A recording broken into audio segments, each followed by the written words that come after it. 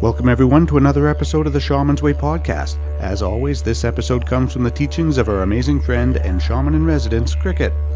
We hope you're enjoying these podcasts as much as we enjoy making them, and I'd like to take just a moment to ask you if you would please leave us a rating and a comment in iTunes or whichever podcast player you're listening to us from. Giving us a rating and sharing this podcast with others is the biggest way you can tell us that you like our show. Now, without further ado, on with the episode.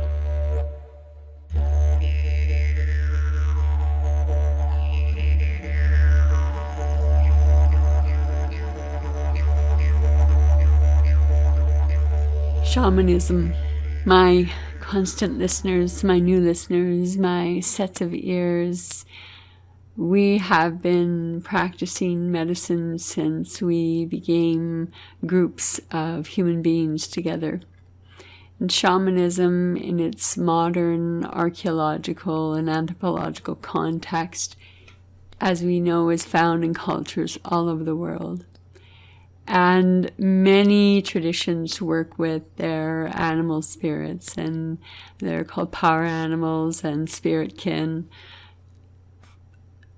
These relationships are long-standing and have been fascinating to me to observe over the years with regard to what are some of the oldest beings that we have relationship to. What are some of the oldest beings that we have revered so highly? We have created epitaphs, cave paintings, carvings, stories, myths that associate those particular spirit kin as primordial, the creation beings responsible or in relationship to the creation beings. And bees are one of those creatures that are often associated, if not directly with the creator being, directly with the first generation offspring of a creator being. So by looking at it this way, I can interpret that from my own perspective, that we have revered this creature called the bee. They're 150 million years old. So they have been evolving with the very first plants that flowered during the mid-Jurassic period. If you look at different sacred text, the honeybee has literally flown through those pages, from the Big Vada, the Quran, the Prophet Muhammad proclaiming that the bee is the only creature to have spoken to God. In Greek mythologies, they're referred to as the birds of the muses. Isn't that beautiful? The birds of the muses. So they're attributed to bringing eloquence to seers and sagers, and even they're rumored to have swarmed around the mouth of Plato as he was an infant. The birds of the muses. Interesting. What are they attracted to? Heavenly fragrances of flowers and beautiful colors. So from this, they make divine nectar. Honey, that is a fantastic antibacterial, mildly laxative, but it is that sweet medicine that made it a primary ingredient in our ancient poultices and the medicines we take. It was widely believed to be a source of divine nourishment in myths of all around the world, especially in some of the older myths, the Sumerian myths, the biblical myths, the Greek myths, the Egyptian myths.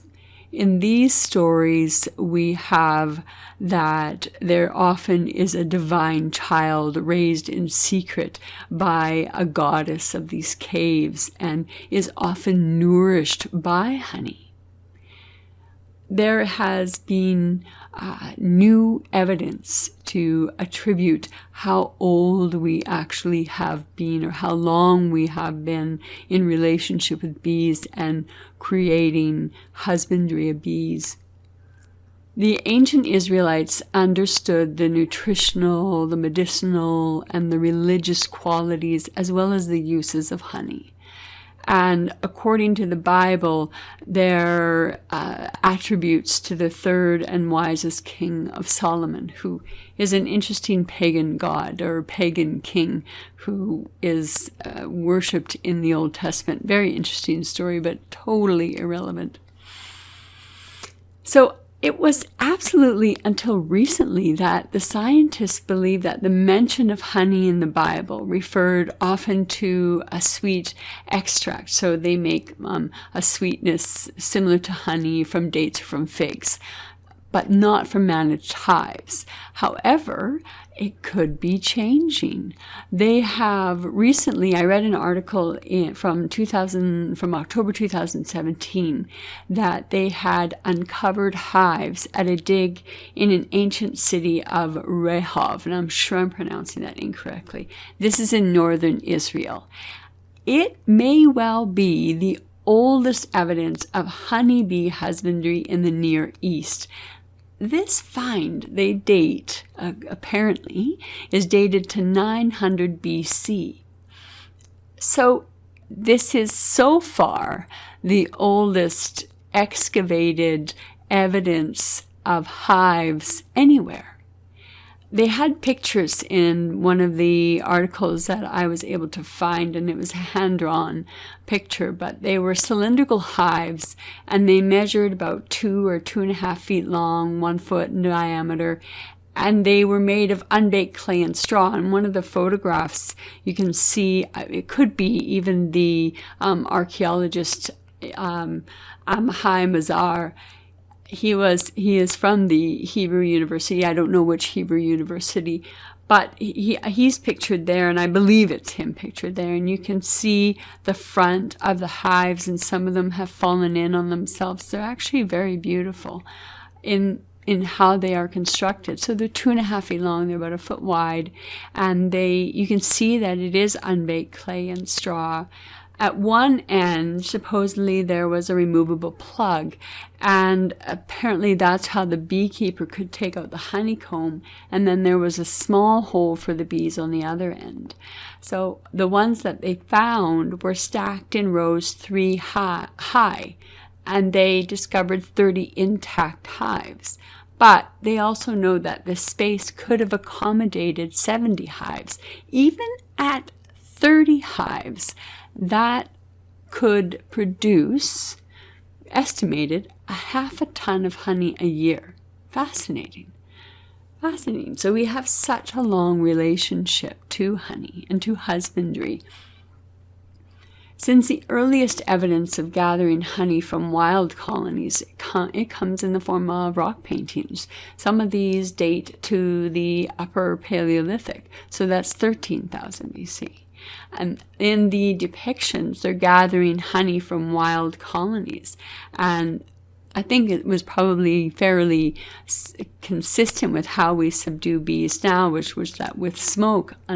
But in older times, in Paleolithic times, and probably for thousands of years following that, the way to extract the honey was by destroying the actual nest itself, which we now build nests and we don't destroy the nest in that way.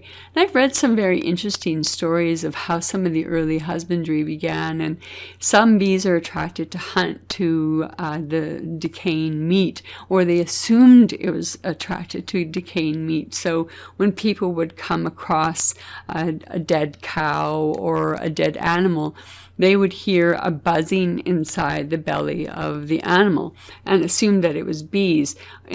But if you have come across a carcass in your walks, or have been or are a farmer, you know that the sound is very likely to be that of bees. But it comes interesting that we have associated the dying of an animal to the husbandry of bees. They're the familiar of the goddess, especially even since the time or in the city of Ketelheyuk, which is in Turkey. And this city is also very old, and it's approximately 7,500 BC. The city that they found the hives in, remember the hives came from approximately 9500 BC. What I'd like to do is draw some distinctions between the differences between honeybees and bumblebees. So their overall build. Honeybees, you can tell them because they are slender. They are wasp-like. The abdomen is obviously pointed, but it's only kind of hairy. Bumblebees, on the other hand, they're robust, and their abdomen is much more round, and their body is very, very hairy.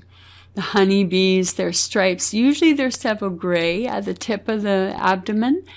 And with bumblebees, they vary, but here where we live in Alberta, it is more the yellow with the black stripes. And we recognize that as a bumblebee, and they're big and kind of, clumsy in their way. The size, the workers are uniformly medium-sized. The bumblebees, they're really variable, but some of them can be really rather large.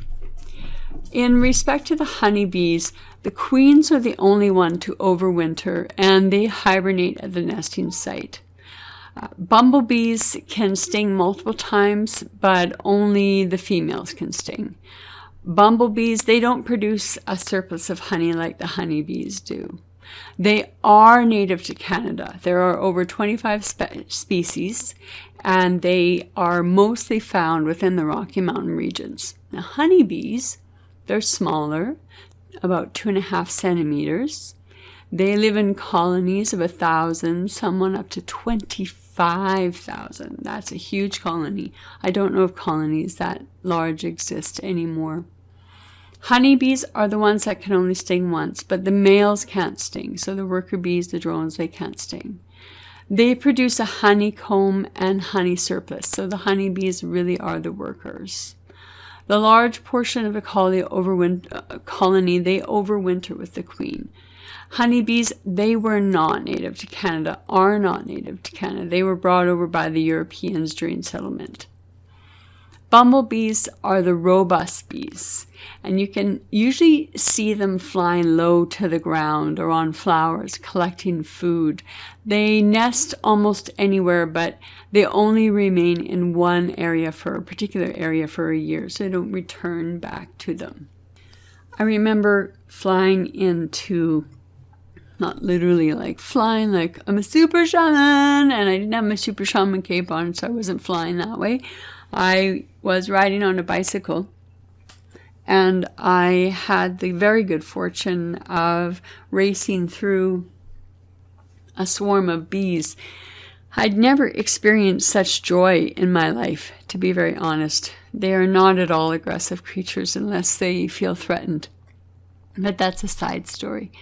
So we know that bumblebees are not normally aggressive. You see them around you and they fly, and they certainly don't give off the energy unless you're afraid of bees. Like, that's a whole other story. I mean, if you're afraid of a bee, a honeybee or a bumblebee, you don't really care. You're just running. Like, I get that, wasps. You're just running. I get that. But bumblebees, they only sting in defense, like I said, or if they're harmed. Bumblebees have fewer members in their colonies than the honeybee. Remember, the honeybee can have upwards of 25,000, but 2,000, 3,000. And the bumblebees, they don't store large amounts of honey, and they rarely sting, again, unless they're threatened, right? So we can see some of the differences. The bee was a most hallowed creature. We can see it even as a sacred emblem of Egyptian royalty. It became a symbol of wisdom. Some of the stories that you read of Ra, and Ra being so touched that he actually wept tears of honey, and that became the first bee. So bees became that symbol and that emblem of Egyptian royalty and that symbol of wisdom. There are some 300 small golden bees were found stitched to the clock of one of these Frankish sons called Childeric, and he was of the Merovingians family, which ruled in Francia for about 300 or 400 years. And they really established many of the emblems that are still even carried through to the Tudor family and into the Stuarts. The B and the B, meaning that recognition of being royalty. Even Napoleon had bees stitched into his coronation robe because he had birth lineage to one member of the crown, the British crown at that time. So I also found an interesting little tidbit of information with respect to the Old Testament. And I remember Deborah in one of the stories of the Old Testament, and she being one of the Hebrew judges. And then I found out that Deborah means bee. So we see that Deborah wasn't a name of a Hebrew judge. Rather, it was a title for a woman judge, meaning wisdom. The 5th century Greek historian Herodotus relates the importance of bees in ancient Greece.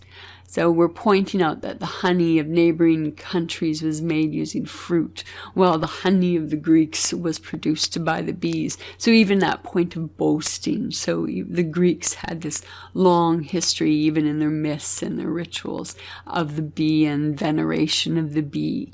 So the significance of this different lies in that to the Greeks of that time, bees were considered to be divine insects. They were revered.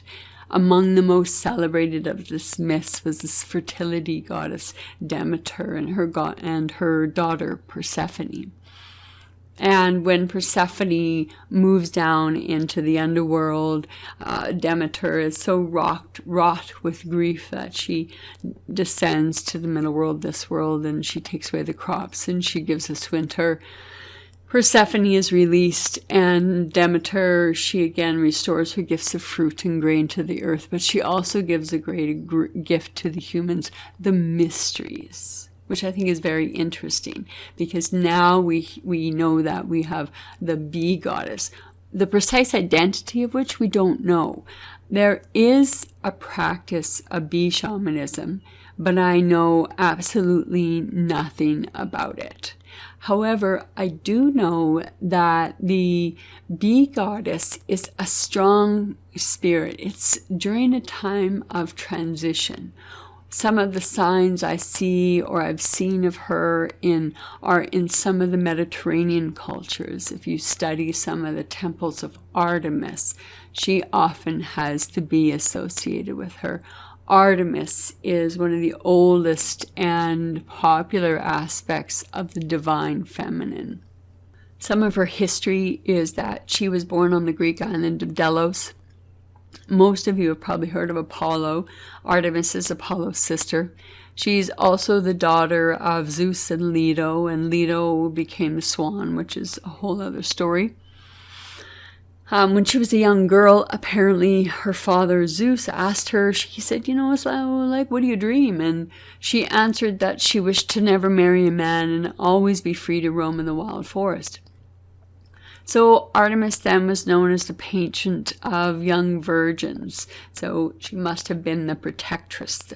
She was part of that natural world. She's the part, if we look at it from the mythology, or we look at it from the psyche of mythology, we can see Artemis as being, that aspect of goddess that never quite grows up, that is constantly hunting, constantly in prey, constantly moving, constantly in that place of pleasure and bound by strong loyalty. So that protectress of the forest. And we know that there is also the Finnish equivalent, and she's the goddess who creates Otso, the honey bear. So we have different myths and different stories with respect to goddesses who never marry or who never move in with the opposite sex and remain that bound self, that whole self, Artemis. So anyway, I'm off on a tangent. I apologize. Ceremonies, obviously, to awaken her would have been done in groves of trees. So there were sacred outcroppings of rock. We know that there are sacred outcroppings of rock all over the world. But in Greek myth, these were associated with Artemis. And these sites were usually along rivers or quiet springs. And often, what is odd about this is that she also has exquisite temple sites constructed to her honor throughout Mediterranean. I don't know if many of you are familiar with the Eleusinian or the Elusius Mysteries. This was an initiatory tradition that could have, according to records, played a very important role in the lives of those who experienced it. And it was never talked about, so we don't know very much about it at all. And a lot of what we have is projection, conjecture, and maybe a little bit of connotation and creation. I don't know. So we don't really know what happened. We know that the initiates were also called the Mysti, which is a very fascinating, lovely word. I love that word. So the Mysti, they were led in a procession, and they went down deep into the caves. And caves, as you know, we've talked about before, they're often associated with the underworld. They're often associated with Demeter. They're also associated here with Persephone. They're associated with the descent of Inanna. They're associated with that place of wisdom, so the underworld. So they're led here into that place of the cave as Mysti. And we've also seen that in the Greek culture, the bee symbolized divine concepts of life. And if they have a divine concept of life, then they have a divine concept of death, because bees certainly did show the cyclical nature. You know, when flowers are in bloom, there is an abundance of honey. When the flowers go down, there is a lessening of honey. So we have that concept of the balance of things, or the cycle of things. So then bees became that aspect of mystery. We don't quite understand it, but we know that it happens. And other traditions, so this took on the connotation of initiatic death and rebirth. So the Mysti being one person, one aspect being led down into the underworld. Whatever happens as they ascend from this ritual, what has been noted in the writings is that the hugely transformative experience that they have had, and that it really did play an important role in their lives, and they didn't speak about it. Bees inhabited the sacred grove or the enchanted forest. It's that timeless realm between the living and the dead. What do bees do in that colony? It's a mystery to us. How do they produce the nectar is a mystery to us. Things that occur in the darkness that create sweetness, mysterious. So the sweetness of honey had a mystical sense. It had the sweetness of wisdom and the wisdom of the numinous other world, the numinous, the not quite formed, the physical, that of the spiritual world. I love that word, numinous. Bees were everywhere, and I imagine that they, as you know, they've played an essential part in the depiction of wild nature. I talked already about Artemis, the goddess of the mountains and the forests and the moon. Her priestesses were called the Melissonomoi, so the beekeepers. Bees, even in the tradition of Artemis, had an ancient reputation. They brought order. Their hives served as models for organizing temples in many Mediterranean cultures. Interesting, isn't it? Interesting that honeybees have very organized hives, and they're the ones that have large colonies. Bumblebees, on the other hand, the ones who really aren't supposed to be making great dishes of honey, they have the messy hives. So when you come across hives, in retrospect, now I can recognize, oh, that must have been a honeybee hive, because it was kind of disorganized. So order, how do we bring order? How do we bring that into it?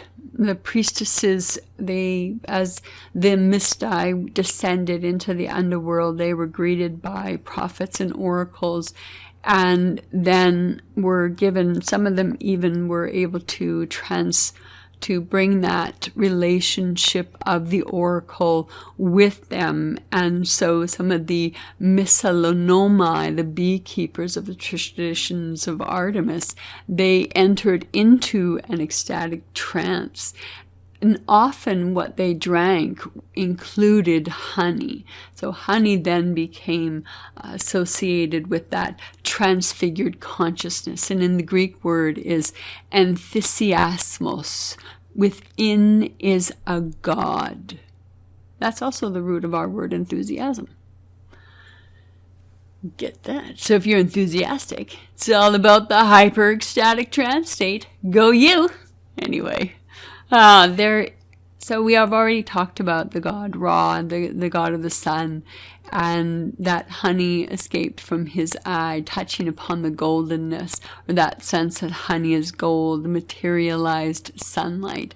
And if we think of gold, we often think about infinity. We often think about the representation of alchemy, turning, lead into gold, gold being that aspect of the mystery or the ultimate of mystery. One of my stories that I really liked was Samson and Delilah, and this is in the Old Testament. And I know I bring up the Bible, but I just bring up the Bible because they had some really funky stories to them. And I like that Samson, he comes across a lion, and Samson is also the Hebrew word for of the sun, a creature of the sun, a creature of God. He tears apart the lion with his bare hand, and later he finds the lion's carcass filled with bees. He reaches inside, and so much like Samson, the creature of the sun, already that mystical or that materialized sunlight. And so he's reaching into the carcass of the lion, and with his hand, he draws out honey and eats it. And in the Bible that I read, it said, "Out of the eater came what is eaten," says Samson, "and out of the strong came what is sweet." The painful rending of strength. So the hand discloses within it what is soft, the sweetness. So that's one of the famous riddles is, out of the eater came what is eaten, and out of the strong came what is sweet. And I like that story. I like that riddle. I like the ability to break that riddle down into the meaning of honey and the meaning and that relationship of mysticism. I think that bee, if anything, it shows me that whatever seems impossible with dedication and hard work, bees can get things done. And I think Bee's wisdom asks us to pursue our dreams with critical focus and fertilize our aspirations. Bee teaches me to cooperate with others, and if we have similar goals, we can learn how to help each other, whether that is in person or whether that is in group, however we help one another. Bee shamanism may well be one of the most ancient and perhaps maybe an enigmatic branch of shamanism. And again, I don't know a great deal about it. I do know that there is a book written by Simon Buxton. And I do know that that particular book has had some controversy written with respect to it. But I don't know very much more than that. But as I noted through just comparing some of the myths, some of the primal myths, some of the beginning myths, we can see that bees and the relationship between bees and the mystery exists throughout the world. So wherever, in fact, the honeybee exists, there are medicinal tools such as honey, pollen, propolis, and royal jelly. These things now we have common usage. And we can trace them back. We can trace them back even in the origins of Chinese acupuncture can be traced back to the ancient practice of applying bee stings to the body's meridian. So then what can be the symbolism of the bee? Well, it can be very wise, for it collects pollen from many flowers and turns it into the nourishing honey, which is the gold of the bees. We can aspire to be like the world. The world is our laboratory and our consciousness and our body and all of these things are subjects of our spiritual experiments. So the journeys that we take, this world, whether it's this world or that world, the world is our laboratory. And our consciousness and our body, they are subjected to our spiritual experiments, our spiritual movements, just like the queen bee. She exerts her willingness to survive on the consciousness and the body of her hive. And her hive then becomes the meaningness and the consciousness of her reality by supporting her to support their own life. So we can move with the mystery of the world, not quite like the queen bee, but in a sense we can certainly move the world or look at the world as a place for our own growth and our own wisdom. Bee shows us we can accomplish what's possible by dedication and working hard. I don't know about the pursuing of dreams and, being able to focus and fertilize our aspirations. I don't know what your dreams are. I don't know if that is part of your relationship with bee. Maybe part of your relationship with bee is to learn how to work in community and within colony. Maybe your dream is to be that bee that flies furthest out in order to find the rarest nectar. I don't know. Bee can teach us again to cooperate with similar goals. So we can look at a bee and we can see service, diligence, but bee in its ability to fly to its furthest flower to find the sweetest nectar has creative imagination, and it shows a desire and the collection of wisdom from the experiences of life. Linked to the bee also is discernment, consequent use, administration, veiled laws and patterns of nature, as well as the process of coming to know our own inner divinity as a spiritual fact. We see the bee as a symbol of spiritual royalty and the development of fine character, perhaps. Right?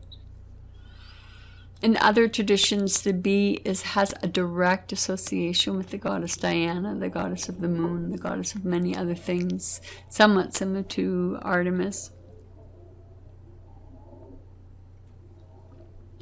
The understanding of female warrior energy. In some traditions, reincarnation, communication with the dead. It is a psychopomp spirit in helping earthbound spirits move to their proper place.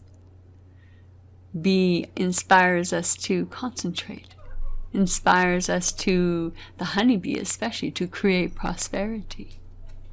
The messenger who holds the secrets of life, the goldenness of Ra's tears, that secret divinity, that mysterious glowing in the darkness, the riddle, helping us to regain focus. Is that something that perhaps you need to do or I need to do? Are we gathering? Is the bee's wisdom includes contentment? Can we find contentment? Briefly, I want to share some facts that I learned when I was doing a circle that I wanted to dedicate to the bee. And I found this most beautiful relationship between the honey, butter, and mead or wine. So butter denotes the celestial in folk stories and in the importance within the humans' lives once they came to domestication. And honey, as we also established, is also celestial. Butter was thrown into a fire to make it crackle. So butter is seen as something which nourishes and regenerates the flames. It's regenerating life itself.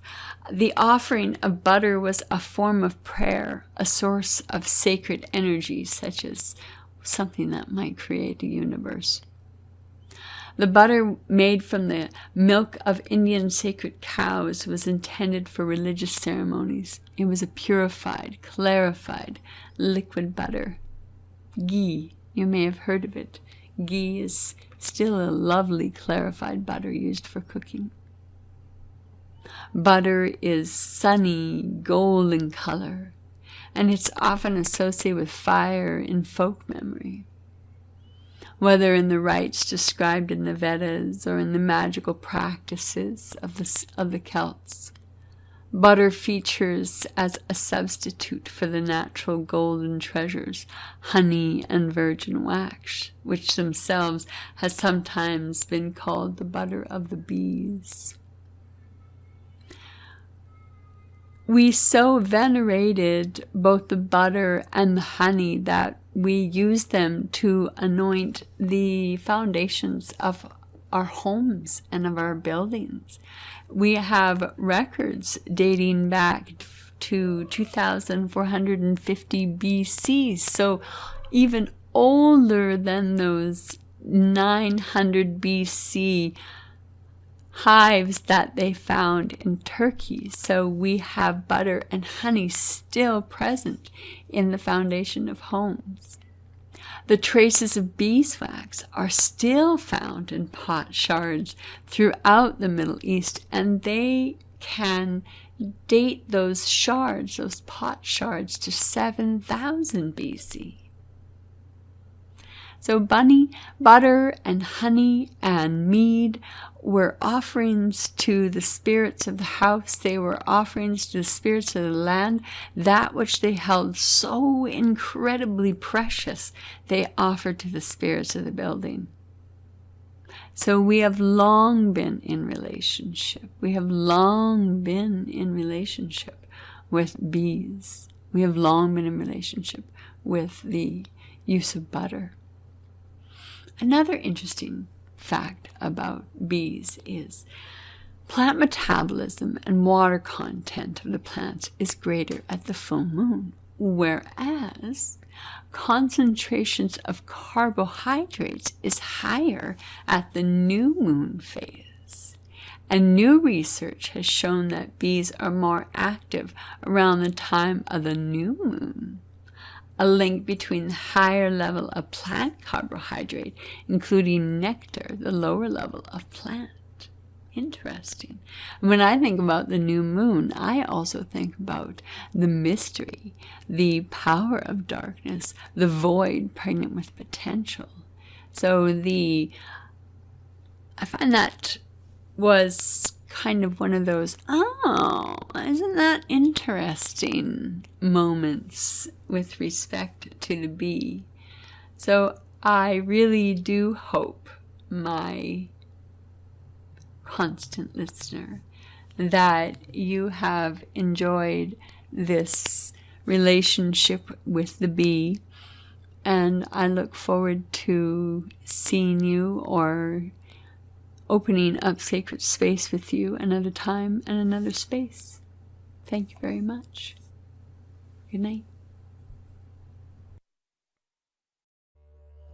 Thank you again for joining us here on the Shaman's Way podcast. If you have any questions, would like to make a request for a future episode, or if you're looking for other shamanic resources, including free drumming tracks, please visit us at shamansway.net. Until the next episode, be well, everyone.